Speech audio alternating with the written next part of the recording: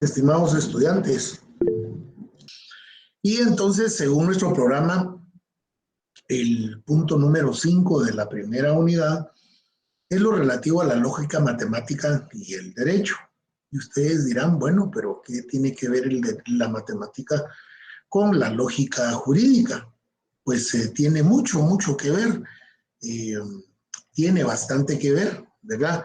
Desde el punto de vista que obviamente las matemáticas trabajan lo que es el pensamiento lógico matemático abstracto, ¿verdad?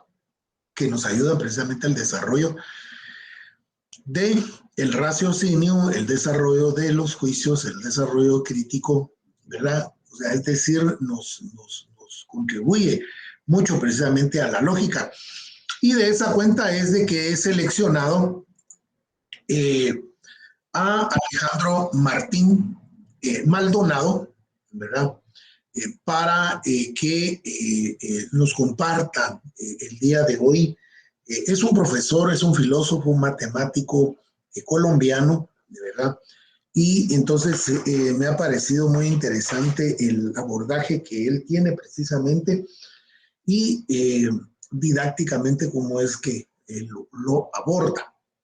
Entonces vamos a empezar diciendo de que la lógica hoy tal y como suena a la mayoría, y es recurrente la definición que él da con lo que hemos venido conversando, que es aquella disciplina que se ocupa de los argumentos y de los razonamientos.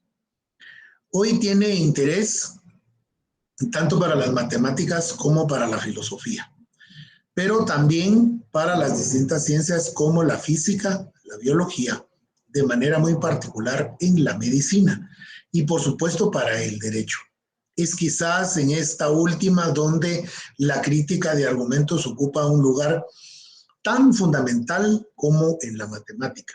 Y es que lo que sucede es que nosotros sí necesitamos de la lógica para nuestra argumentación jurídica. Desde el momento en que nosotros activamos un proceso jurisdiccional, ya sea como parte actora y si no, como parte pasiva en defensa de algún patrocinado, pues necesitamos esa lógica, ¿verdad? Necesitamos esa lógica y yo les he comentado en otras ocasiones, en otras clases, precisamente cuando nuestros clientes llegan a las oficinas y entonces ellos empiezan pues con sus relatos sin mayor conocimiento jurídico, ¿verdad? Y ellos confían en nosotros, por eso es que nos buscan, ¿verdad? Y ahí es donde uno empieza a utilizar la lógica para ir hilvanando las ideas, ver qué camino, ver cómo le va uno a plantear a nuestro cliente por dónde va a ser que se va precisamente a conocer su proceso o su caso, ¿verdad? Tanto en derecho como en matemáticas, podríamos incluir aquí también la filosofía. Hoy las tesis se sostienen casi exclusivamente a partir de argumentos, ¿verdad? Es lo que hemos comentado y lo que yo he comentado con relación a lo que ustedes van a plantear en sus trabajos de investigación cuando estén realizando sus tesis de grado previo a optar al grado académico de licenciados en Ciencias Jurídicas y Sociales. La argumentación va a tener que ser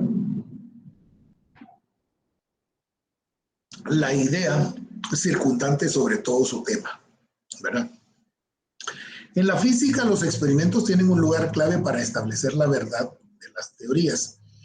En medicina, si bien razonar correctamente es fundamental, todo termina midiéndose con la práctica. Es decir, en la medicina, recordémonos que sucede más o menos como lo es en el campo del derecho.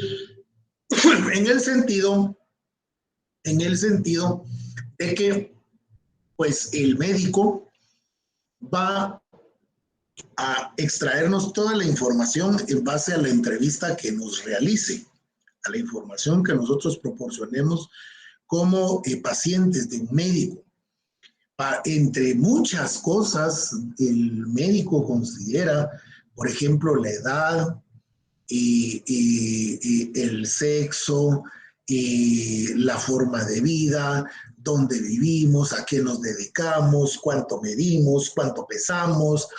Solo con el simple hecho de llegar a un consultorio, o los que van recurrentemente al ICS, por ejemplo, Instituto Guatemalteco de Seguridad Social, lo primero que miden son los famosos signos vitales, por ejemplo, ¿verdad?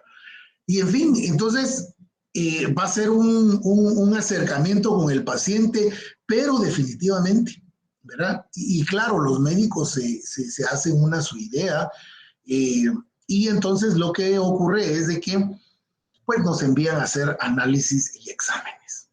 Ellos nunca van a llegar a una conclusión ni un diagnóstico médico sin precisamente tener estos exámenes o estos análisis, y eso va a ser la parte científica precisamente y la comprobación de lo que nos está comentando Alejandro Martín Maldonado. Y la lógica precisamente ha de investigar los criterios para juzgar una demostración y las implicaciones que tiene que aceptar para ciertas cosas como demostraciones o negar otras. Aquí de otra forma, de otra manera, viene también el hilo conductor que hemos estado conversando desde el principio sobre la verdad, ¿verdad? Y acá se está planteando de una vez si es cierta o no la misma. En el derecho, toda afirmación reclama un argumento, ¿verdad? Es decir, nosotros vamos a plantear una argumentación en nuestros memoriales, en nuestras demandas o nuestras contestaciones, nuestras oposiciones, nuestras impugnaciones, y tiene que tener un argumento. Este argumento tiene que estar fundamentado en hechos. Los hechos deben de sostenerse sobre la base de la prueba distinta, ¿verdad? Y fundamentado en derecho. Y peticiones, por supuesto, que es lo que le solicitamos al juez, ¿verdad? Y así es como se va a ir dando esta dicotomía de la práctica de la litis en el derecho. En derecho, toda afirmación reclama un argumento que no suele llamarse demostración, pero al que se le exige nos muestre la razón por la cual hemos de aceptar un veredicto, una resolución o una sentencia. Esta tiene que tener y tiene que estar revestida y caracterizada precisamente de la verdad, fundamentada en la ley. Por eso es muy importante. El objeto de análisis aquí es la analogía que se ha hecho entre el derecho y las matemáticas con respecto a la estructura lógica. Y aquí es donde tenemos que tener abiertos los ojos y concluir precisamente con relación a esta estructura lógica que nos está planteando el autor. Porque de otra manera no tendría otra razón ni sentido de estar viendo esta relación. Por eso es de que es muy importante que tengamos bien claro esta estructura lógica. Toda analogía tiene tres elementos: los dos extremos y la relación o la proporción que se encuentran en ellos. El primero es examinar la analogía clásica, basada en una concepción de la matemática que explica la matemática mediante el esquema axiomas, teoremas. ¿Verdad? Los axiomas o teoremas van a ser precisamente, van a ser principios, van a ser estamentos que están ya delimitados, ¿verdad? Ya van a estar delimitados o agrupados, mejor dicho, en los siguientes: los axiomas algebraicos, los axiomas de orden y el axioma tipológico. El primero trata de las propiedades de la suma, la resta, la multiplicación y la división, que son precisamente las, digamos, las cuatro operaciones fundantes de la matemática que nos han enseñado en todo el ciclo primario. El segundo establece un orden para los elementos de cada conjunto dado. Esto tiene un sentido curricular en virtud de que cuando uno ya llega al ciclo de cultura básica general en primero básico, a la matemática precisamente lo que uno ve son conjuntos. Y el tercero trata sobre la noción de la continuidad, ¿verdad? Es en ese orden de ideas y en ese sentido, entonces, precisamente, que va a ir, entonces, el axioma o los teoremas, ¿verdad? Ahora, ¿qué es, teniendo ya una referencia del axioma, ahora qué son los teoremas? Bueno, los teoremas van a partir precisamente a raíz de, permítame, alguien está pidiendo la mano por ahí. Licenciado, disculpe que le interrumpa. Buenas tardes. Sí, buenas Me noches. gustaría, buenas noches, sí. Me gustaría entender la siguiente parte, pero sinceramente no entendí la primera. Los axiomas que son. Bueno, mire pues, lo que estamos abordando en este momento es hacer una analogía entre el entendimiento, el raciocinio de la estructura lógica de la matemática con la estructura lógica del derecho. Entonces, estamos hablando de que para poder entender primero la estructura lógica de la matemática, tenemos que tener presente la primera analogía. La analogía está compuesta de 3 elementos. En los primeros 2 extremos, ¿verdad? Que va a ser el axioma, ¿verdad? Y teoremas. Los axiomas son partes o subdivisiones, en este caso, de operaciones matemáticas. Entonces se habla de los axiomas algebraicos, que son las operaciones fundamentales que nos han enseñado en el ciclo de primaria, que es la matemática, la suma, la división. Solo hasta ahí quedémonos, ya no entremos a ver las otras, solo un axioma algebraico, quedémonos ahí nada más, ¿ya? Que son estas operaciones fundamentales. Eso es un axioma. Ya lo comprendí, Lic. Y luego tenemos la parte del teorema. El teorema sí viene de la tesis planteada por el famoso teorema de Pitágoras. En matemáticas, el teorema de Pitágoras es una relación en geometría euclidiana de Euclides, ¿verdad? Que era un griego, entre los 3 lados de un triángulo rectángulo. Entonces, cuando hablamos de teorema Pitágoras, nos estamos refiriendo hacia geometría. Recordémonos que la geometría es precisamente la parte de las matemáticas que ve las formas, ya que ven los ángulos, que ven círculos, cuadrados, rombos, trapezoides y toda esa parte. Pero lo que yo acá no quiero, o sea, porque esto nada que ver con ser matemáticos, no. Es la estructura lógica de cómo se analiza la lógica de la matemática. La primera, que son axiomas, operaciones fundamentales, y luego los teoremas basados en Pitágoras, que se basa precisamente en operaciones geométricas. Hasta ahí nada más quedémonos, ¿verdad? Lo que sucede es de que yo no quiero llenar las diapositivas de más contenido más allá de lo mínimo que debemos de saber. Porque nuestra formación es en derecho, es en ciencias jurídicas, no en matemáticas. Pero para poder entender la relación de la lógica matemática con el derecho, tenemos que ver cómo es que opera y funciona la lógica matemática. Yo les digo, yo odio las matemáticas y por eso estudié esta carrera.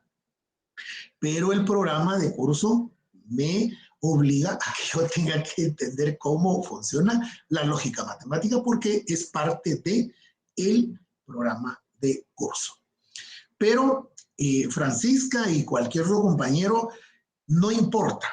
No importa si no terminamos las diapositivas, la cosa es que comprendamos y entendamos, ¿verdad?, el contenido de las diapositivas, porque de lo contrario vamos a llegar al primer examen parcial sin entenderlo.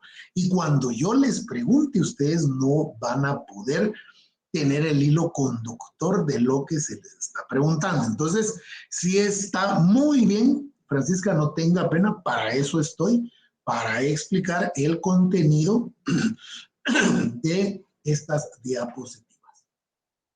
Sigamos adelante entonces. El derecho funcionaría analógicamente de manera exclusiva deductiva, exclusivamente deductiva.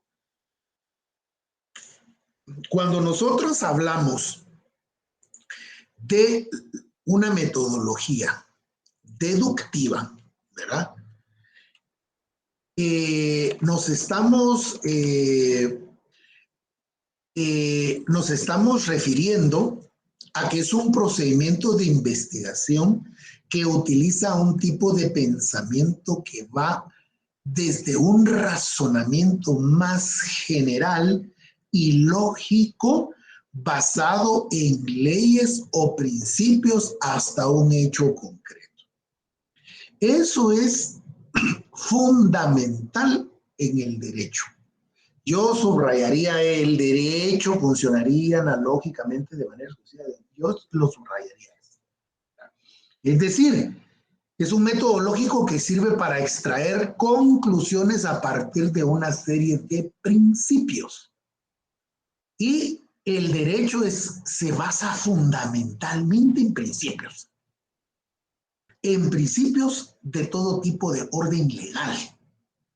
Recordémonos que en la Constitución Política de la República de Guatemala, cada artículo es un principio que debe ser desarrollado por una ley en particular, y esta ley debe tener un reglamento, y los reglamentos después tienen manuales. Los manuales tienen circulares, ordenanzas y así sucesivamente. Así es como opera entonces de manera, digamos, descriptiva y definiendo prácticamente el derecho. Por eso es que él lo está haciendo, lo está mencionando de esta manera. Se señalarán las preguntas que han surgido y pueden surgir de considerar que esta es la estructura lógica del derecho, ¿verdad?, que es exclusivamente deductiva, ¿verdad? Recordemos que también está lo deductivo, que es la forma básica del pensamiento lógico del derecho, pero también está lo inductivo, que es lo contrario. Se cuestionará esa concepción superficial de la matemática, hoy señalando un par de ejemplos que nos permita aproximarnos a una visión que describa mejor la práctica y la lógica de las matemáticas.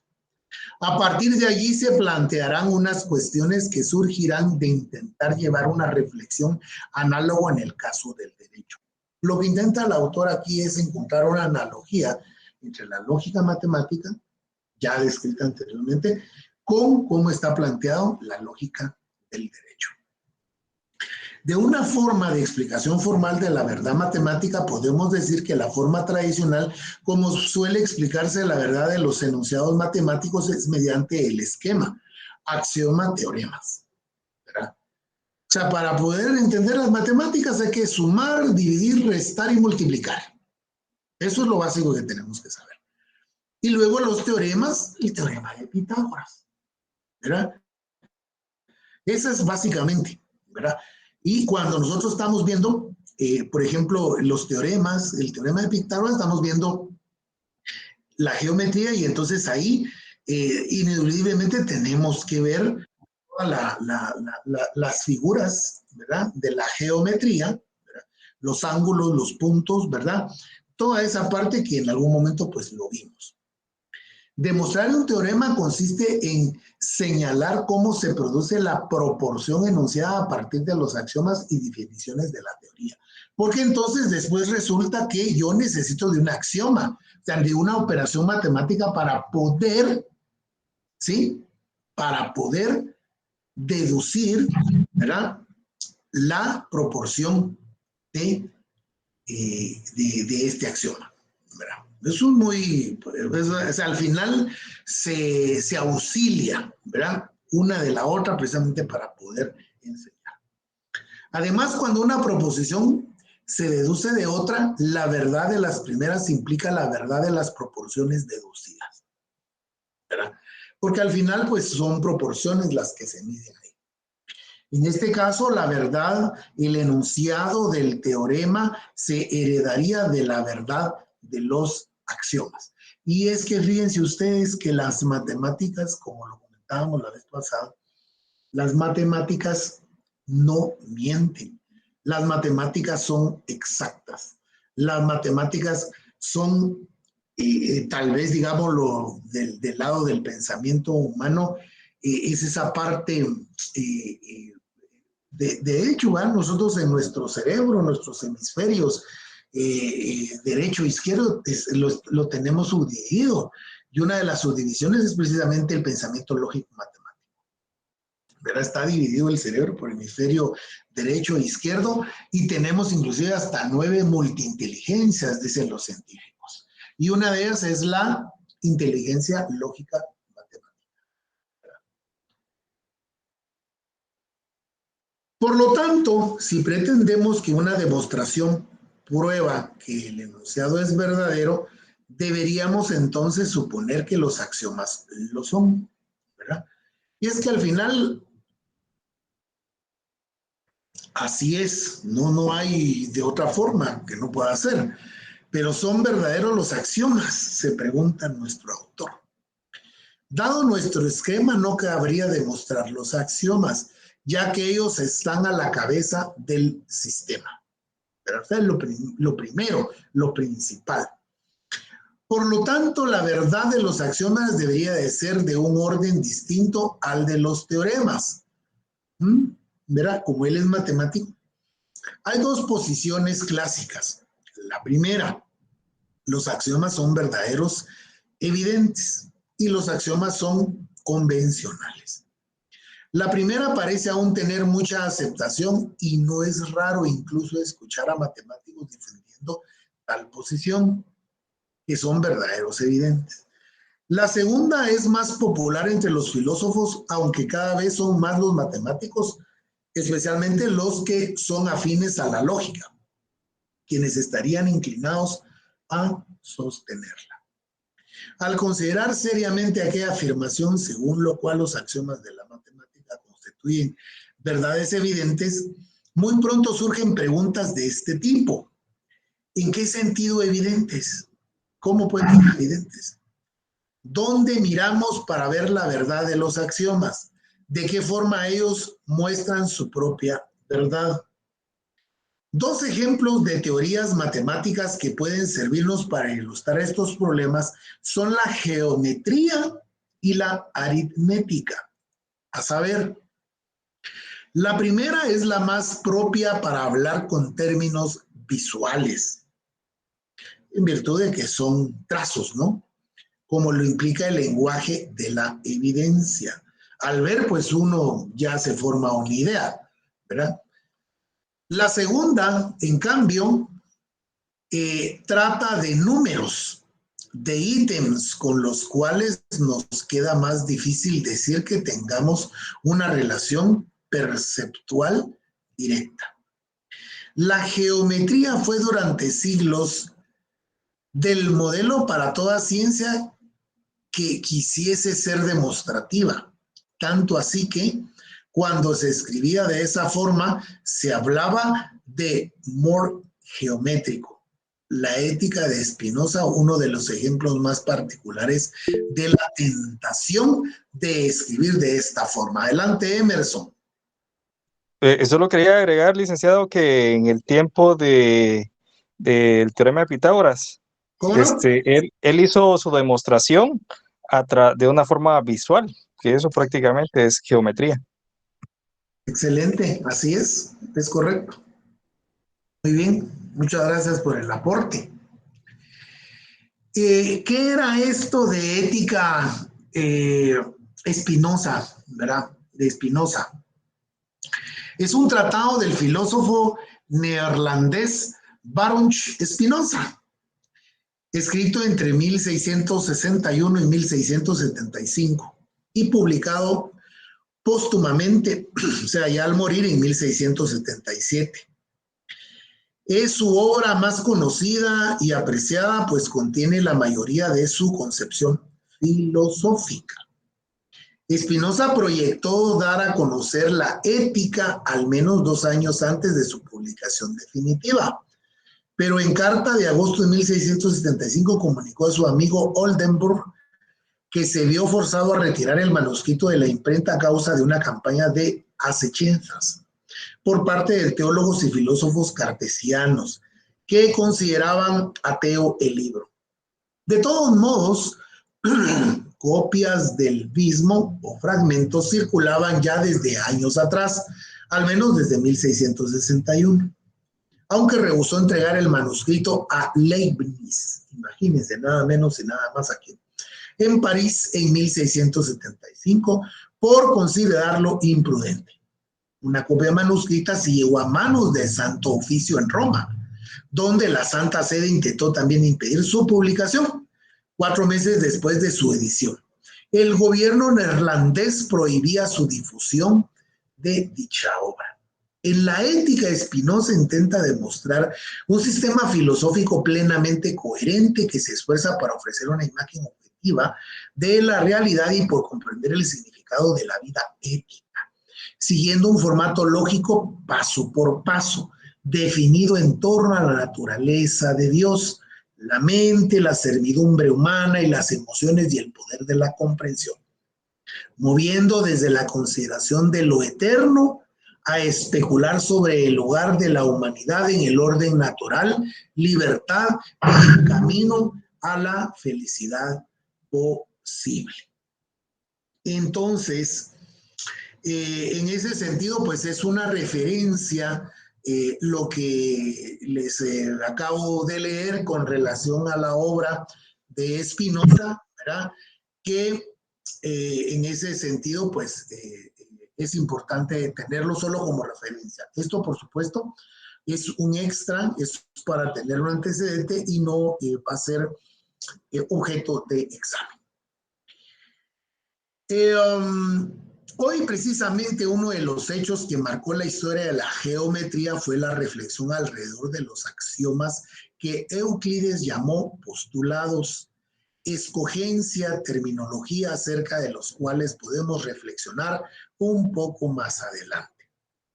El famoso quinto postulado llamado de las paralelas dice lo siguiente, pero ¿qué es eso de qué es esto también del famoso quinto postulado?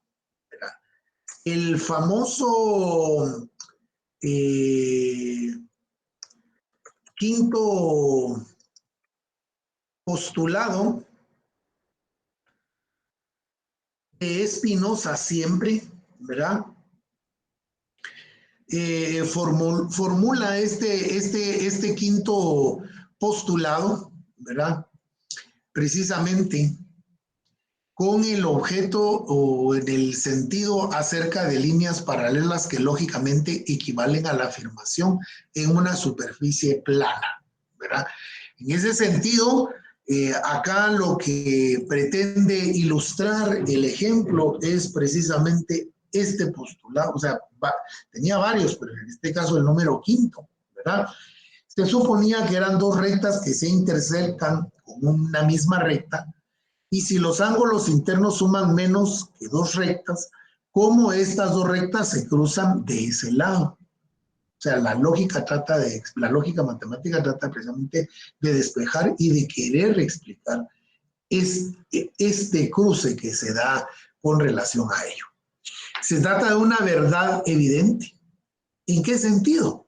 Alguien podría preguntarse, si la suma de los ángulos es casi 180 grados, ¿cómo sé yo que las rectas son de cruzar? ¿Verdad? Y es que acá, pues, no solo es matemático, sino es también aritmético y geométrico, ¿verdad? Porque recuérdense que esto de los ángulos, pues, tiene mucho sentido en el hecho de que de la proporción que esto genera, ¿verdad? Y pues hay inclusive ya hechas, me recuerdo yo cuando estudiábamos en primaria básicos, ¿verdad? Que hay reglas precisamente para medir este tipo de ángulos, ¿no? Preguntas como esta es el hecho de que el enunciado del quinto postulado fuese tan diferente de los anteriores. Hizo que muchos matemáticos de muy distintas épocas se preguntaran si no se trataba más bien de un teorema, ¿verdad? Y entonces esta discusión sale precisamente en torno a lo creíble o no, ¿verdad? Porque es lógico o no es lógico, ¿verdad? El resultado precisamente partiendo de lo visual que puede hacer este quinto postulado. Esta cuestión no pudo ser resuelta sino hasta en el siglo XIX, cuando fue demostrado que era imposible probar o refutar el quinto postulado a partir de los otros cuatro. Lo interesante y novedoso de este resultado es que ya no demuestra una propiedad de los objetos matemáticos sino de las teorías. La estrategia de esta prueba consiste en mostrar que existen estructuras o modelos que pueden satisfacer los primeros cuatro postulados, pero no el quinto. Hoy estas son las famosas geometrías no euclideas. Su existencia pone en duda la evidencia de proposiciones de la geometría euclidea. Se llegaría entonces incluso a afirmar que la geometría real del espacio físico podría ser no euclídea, ¿verdad? Ahora, vean ustedes el extremo, que quien está comentando esta conclusión, nada menos y nada más que Albert Einstein. O sea, gente muy elevada, gente hasta allá arriba, ¿verdad? Ustedes, ¿verdad? O sea, cuestionando, imagínense las teorías de los antiguos, ¿verdad? Y bueno, veíamos cómo la vez pasada, ¿verdad? Con la famosa teoría de los átomos, ¿verdad? Se desprende la bomba atómica, hay ahí la radiación y posteriormente ahora está para la utilidad y el bienestar de los seres humanos. En base a esa teoría y ese principio, los hornos de microondas, ¿verdad? O sea, al final el conocimiento humano no tiene límites y puede ser utilizado para el bien o para el mal, ¿verdad? Consideramos ahora la aritmética saliendo de la geometría. En la base están los resultados de los cálculos elementales, las sumas, las multiplicaciones que todos conocemos. Y de allí en adelante todo tipo de teoremas generales acerca de los números, desde sus orígenes pitagóricos. Se conocen muchos de estos resultados como el hecho de que la suma de los impares consecutivos de siempre con números cuadrados. Pero solo a finales del siglo XIX se presenta un sistema axiomático, Peano, ¿verdad? Este es otro gran filósofo y matemático, ¿verdad? Que entonces va también a contribuir precisamente con relación al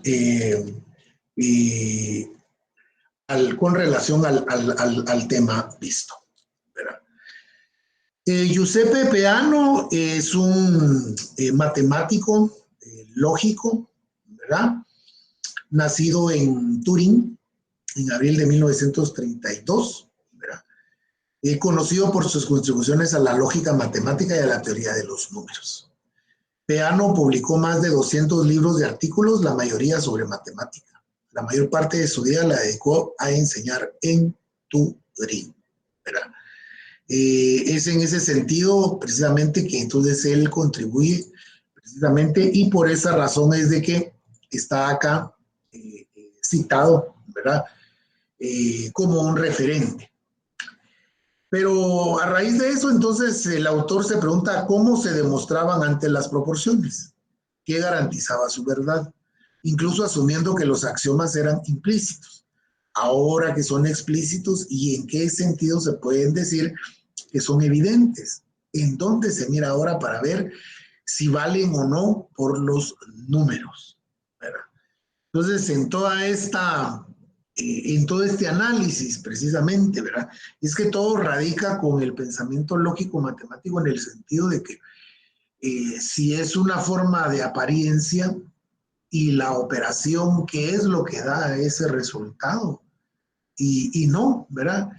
Ahí también podríamos entrar al tema de las ecuaciones, de los números, de las fórmulas, y el mundo científico de los números es infinito para mí, ¿verdad? Yo comentaba con los profesores de la tarde, ¿verdad? Los compañeros de la Facultad de Ingeniería, ¿verdad? En su mayoría, a excepción me parece ser de la ingeniería civil, pero hay todas las demás ingenierías, todas las que hay ahí, ven, por ejemplo, 10 matemáticas ustedes. O sea, el que estudia para ingeniero le tiene que usar los números sí o sí, ¿verdad? Porque ingeniería viene de ingenio. Y es que no es que nosotros tampoco no seamos ingeniosos, pero nosotros desarrollamos el sentido lógico de otra forma, pues, pero no a través de los números. Pero imagínense ustedes en la Facultad de Ingeniería 10 matemáticas, por Dios santo, yo no creo que no pasaría la primera, ¿verdad? Pero son 10 matemáticas los que los profesionales ahí estudian, ¿verdad? Y sí que para darle gusto a la lógica matemática. Una solución que podría adoptarse consistiría en afirmar que los axiomas son convenciones, que se fijan en algún momento. Esto eliminaría la pregunta para la evidencia de los mismos, pero abriría cuestiones nuevas. Si son convencionales, entonces toda la matemática resultaría arbitraria, porque lo está dejando abierto. Hoy, sin embargo, como hemos visto, las axiomas de la aritmética solo aparecen en cuanto a esta disciplina. Está ya bien madura, ¿verdad? Hoy la convención estaba implícita antes en el trabajo de las matemáticas. Ahora pasemos al plano que nos interesa.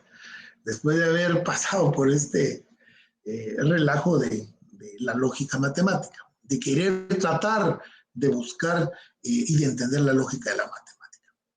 Hoy, para el caso del derecho, nos vamos a limitar a plantear unas nuevas preguntas. Y el autor dice para los abogados, inclusive él dice en su ensayo, ¿verdad?, que lo eliminé, ¿verdad?, para mis amigos los abogados, dice él, que conocen mucho mejor del tema y que pueden ayudar a responder. Dada la estructura jerárquica de los enunciados en el derecho, podría pensarse en una serie de analogías, suponiendo que la traducción jugase un papel importante en la argumentación jurídica. Hoy tendríamos que buscar qué papel importante en la argumentación, buscar qué correspondería a la par del axioma teorema y qué ocuparía el lugar de la deducción, que es el camino que la matemática lleva de las dos primeras a las segundas. Acá es fácil de poderlo deducir, porque acá, por ejemplo, nos vamos en base a la pirámide kelseniana del derecho, porque aquí habla de jerarquía, ¿verdad?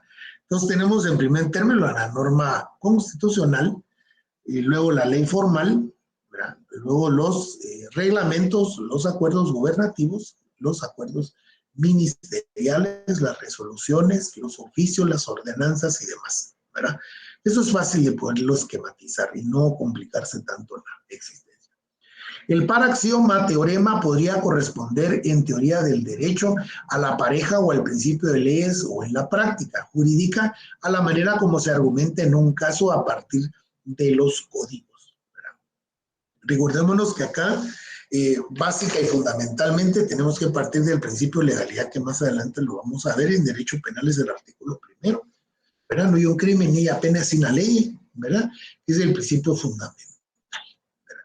Y también esto enlazado, ¿verdad?, con el artículo 5 constitucional, que lo que no está prohibido es permitido, ¿verdad? Así de sencillo, ¿verdad? Es bien fácil de poderlo despejar. El primer intento de analogía lleva a encontrarnos en la teoría del derecho preguntas muy parecidas a las que se han dado en la filosofía de la matemática. Hoy sí se dice que la validez de las leyes depende. Sí, adelante, Pedro, por favor.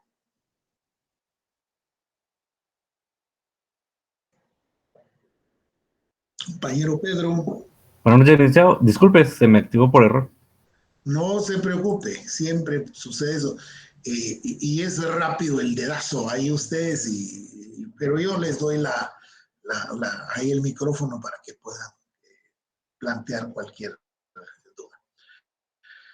Hoy sí se dice que la validez de las leyes dependen de unos ciertos principios generales.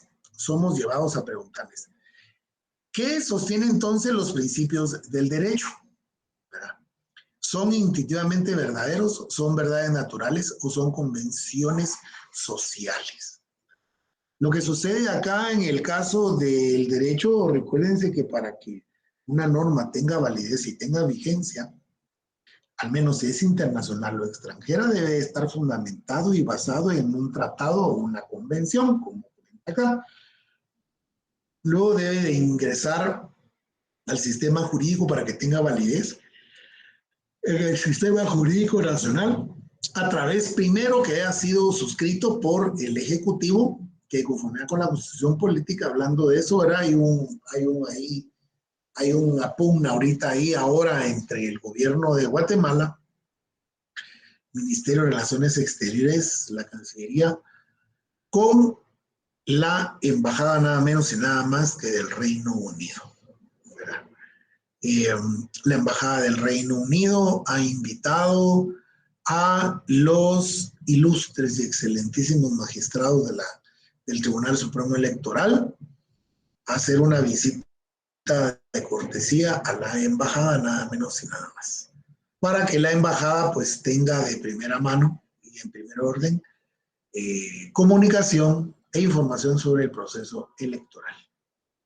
Y entonces el gobierno de la República, a través de un comunicado oficial, se ha dirigido a la honorable y respetuosa embajada del Reino Unido que respete y que no se entrometan en el proceso electoral, amparados en la Convención de Viena, en la Carta de no sé, algo así, ¿verdad?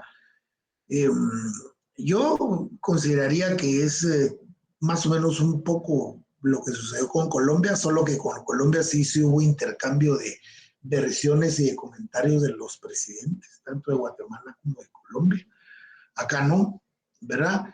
Lo que sí es cierto, ¿verdad? Ustedes que se puede leer entre líneas la preocupación por parte de la comunidad internacional con relación al proceso electoral guatemalteco. Hay mucha preocupación, ¿verdad? Porque pues Guatemala sí ha mantenido una lucha constante para la democratización de este proceso. Y entonces la comunidad internacional, diferentes medios, países, organismos nacionales, bilaterales, están demostrando su preocupación porque no se ve con imparcialidad la cosa, ¿verdad? Ahí está una noticia, ¿verdad? Que ha estado dando de qué hablar desde el fin de semana, unos a favor, otros en contra, y ustedes ya saben que aquí al final, disculpen la expresión, guatebolas, ¿verdad? Pero sí hay que estar bien informados para precisamente que no nos tomen por sorpresa, ¿verdad? Hoy, sin embargo, una vez resuelto ese problema, se encuentra en qué medidas se puede usar un argumento del mismo tipo para casos similares y se obtiene un resultado con cierta generalidad. Pero la esencia del teorema ya estaba en la prueba para el caso en particular, ¿verdad? Es lo que yo estaba comentando, ¿verdad? Bueno, en todo proceso jurisdiccional la prueba es lo que manda. En derecho, ya sea en caso de la decisión de un juez, o sea, de las Cortes Constitucionales Suprema, finalmente debe buscarse una norma que siga de las leyes y las normas establecidas que cobijen el caso en cuestión. A eso vamos a llamar entonces el principio de legalidad. Dado que la pregunta para el fundamento de las leyes pertenece más bien a lo que es, examinaremos más atrás aquí lo que nos interesa es la manera como estaríamos conectando las normas a lo que se apela en la decisión con las leyes y las normas establecidas. Y entonces surgen las siguientes preguntas. ¿Se trata efectivamente de una deducción? Como vimos la metodología en las primeras diapositivas, debe buscarse un formalismo jurídico como en el desarrollo para la matemática para garantizar el rigor de las deducciones. La ley es la ley, dura lex, dura lex. Y el principio del positivismo jurídico que tanto hemos hablado de Hans Kelsen, esto no puede ser de otra forma en un sistema de derecho positivo como el guatemalteco. Este autor, pues obviamente al ser filósofo y matemático y no estar bien versado en el derecho, pues hace esa interrogante, pero acá se la respondemos. Se trata efectivamente de una deducción. ¿Debe buscarse un formalismo jurídico? Por supuesto que siempre, todo. Entonces, ese formalismo, la lógica del derecho que regularía las demostraciones, ¿será el mismo que para las matemáticas? Y yo consideraría y pensaría que no. Porque originalmente lo único que se trata es de hacer una analogía en cuanto a la estructura, pero no puede ser aplicada a una cosa, porque recordémonos que nuestra ciencia también, y el avance de las normas y de las leyes, es bastante subjetiva. Y por eso el dicho que donde hay dos abogados hay tres criterios. Pero 2 más 2 es 4. Ahí ya no hay otra. Ahí ya no hay 4 y medio, 3.75. No, 2 y 2 son 4, 4 y 4, 2 son 6, 6 y 2 son 8 y 8, 16, dice la canción, ¿verdad? Entonces, para ir de una vez aterrizando y concluyendo.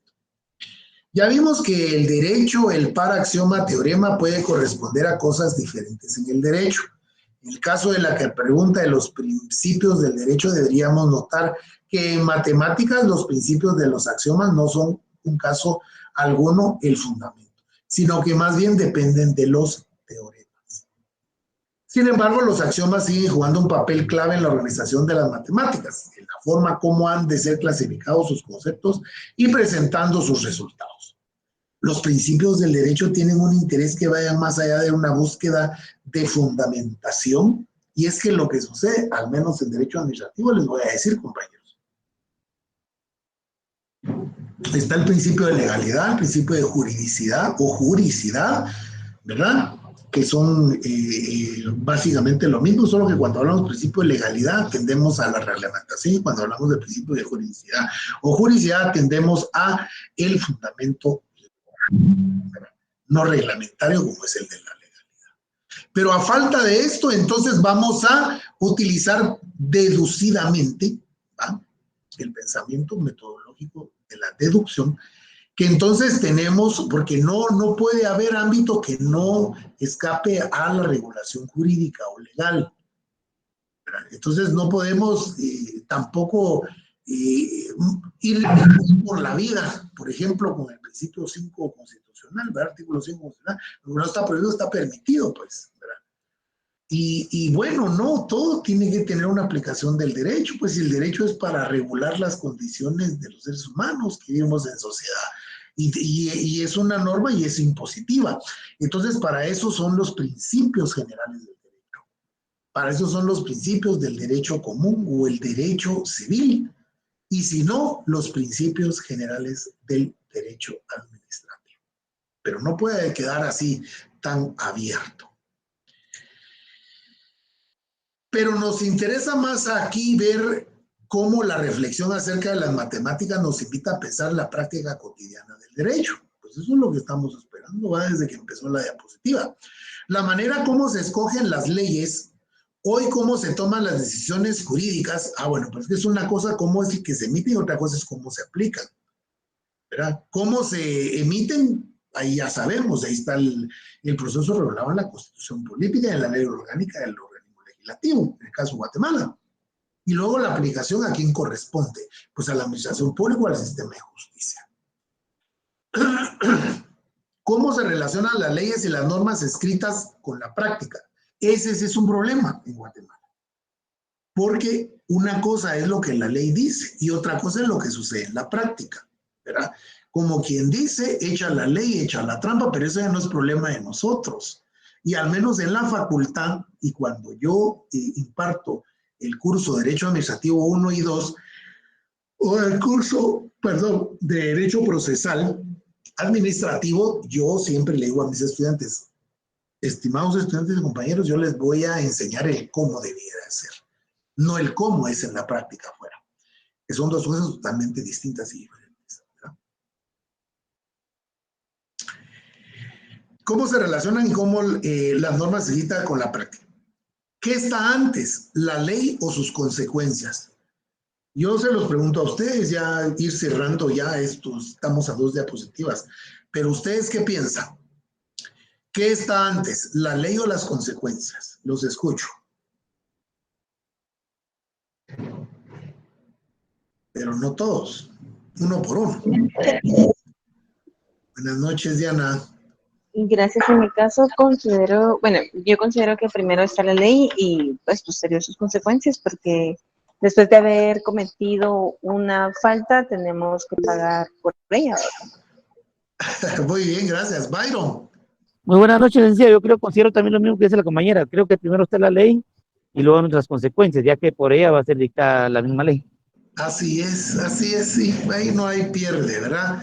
El principio de legalidad que tanto hemos estado hablando, no como la vez pasada, la que sí estuvo un poco compleja, ¿va? ¿Y quién había sido primero, si el derecho o la persona, ¿verdad? Sí, muchas gracias ahí por la participación.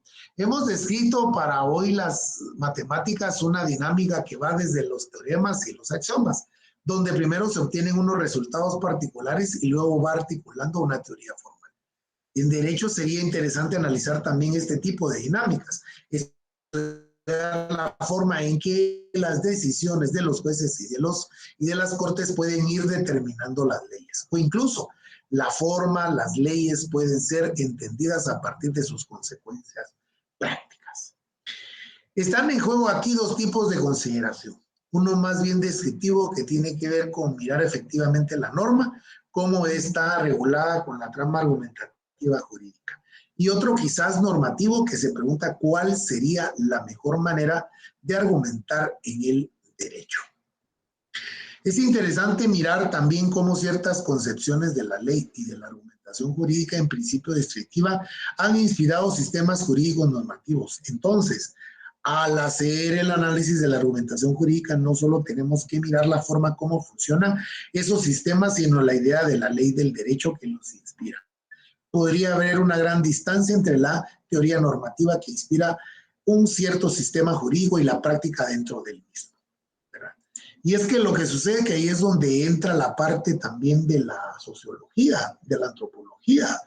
Es decir, por ejemplo, por mencionarles algo, ¿verdad? La ley de femicidio.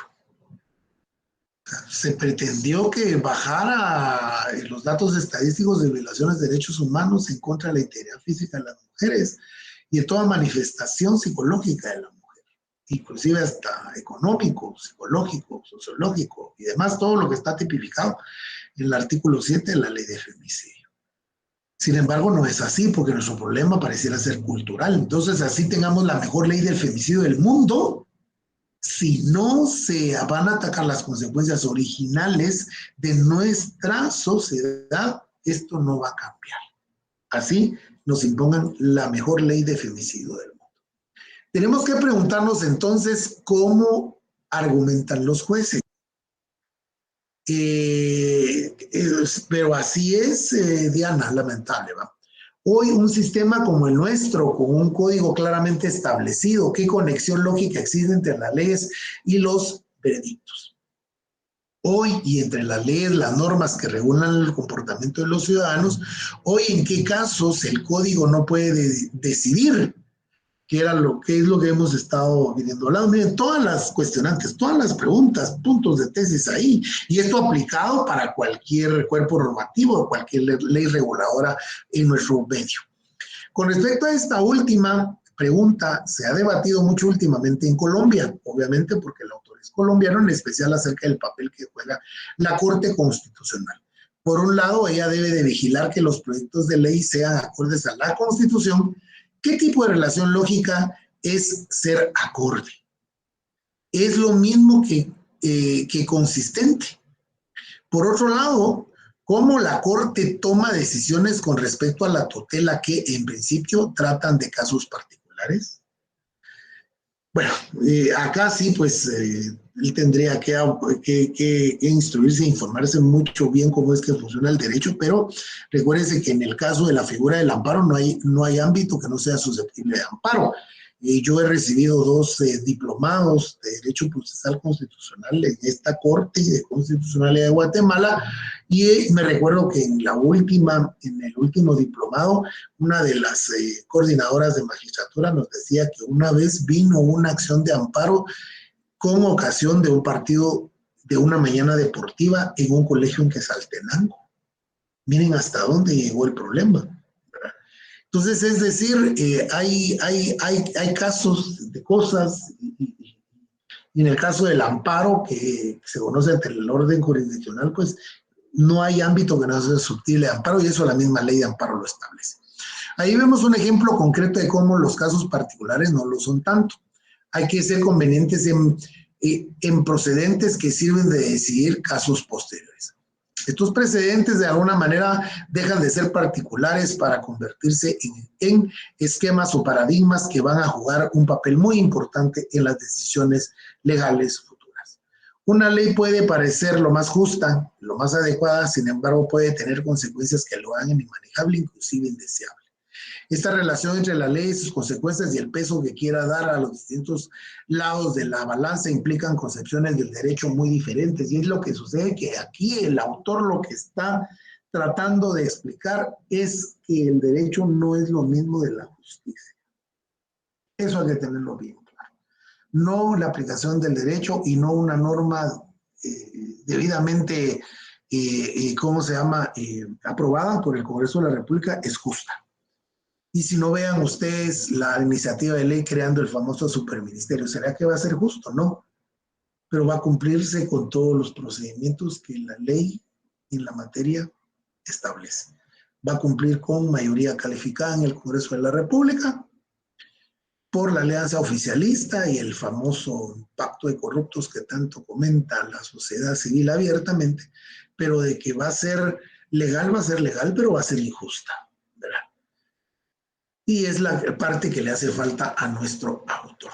Bueno, entonces, esto sería la finalización de nuestra presentación. Estaríamos en la fase de preguntas y respuestas. En el caso, pues, de no haberlas, hasta aquí llegaríamos el día de hoy, agradeciéndoles a todos ustedes, a las 128 personas que permanecieron añadidas a este tablón. Y les agradezco que hayan permanecido, ¿verdad? Entonces yo les agradezco muchísimo, ¿verdad? Les deseo una feliz inicio de semana de labores, espero hayan iniciado muy bien. Hoy el tránsito imposible, como siempre, hoy inició el sector oficial, hoy también Día Nacional de la Marimba, según decreto 66-78 del Congreso de la República, está debidamente justificado, también el decreto 3199 establece a la marimba símbolo nacional. ¿Verdad?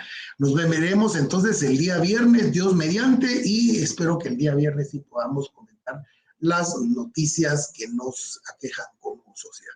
Pasen ustedes feliz noche, buen provecho y un feliz descanso reparador para el día de mañana. Bendiciones.